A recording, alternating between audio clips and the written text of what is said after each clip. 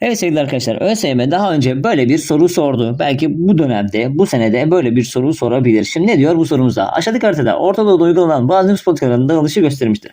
Haritadaki verilere göre aşağıdaki ülkeler hangisinin mevcut nüfusunun koruma yoluna gittiği söylenebilir.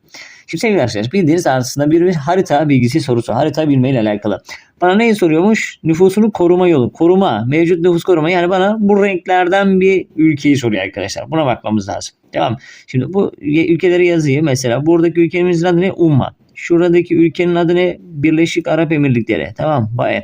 Şuradaki ülkenin adı ne? Kuveyt sevgili arkadaşlar. Kuveyt dünyada para birimi en fazla olan Kuveyt dinarı. Tamam. Ya bu üç ülkeden birisi olması lazım. Yani İran demiş. İran nerede? Bakın İran burada. Yemen. Yemen demiş. Mesela Yemen şu alanda, sarı yer. Irak nerede? Irak da burada sevgili arkadaşlar. Yani İran değil, Yemen değil, Irak değil. Suudi Arabistan nerede?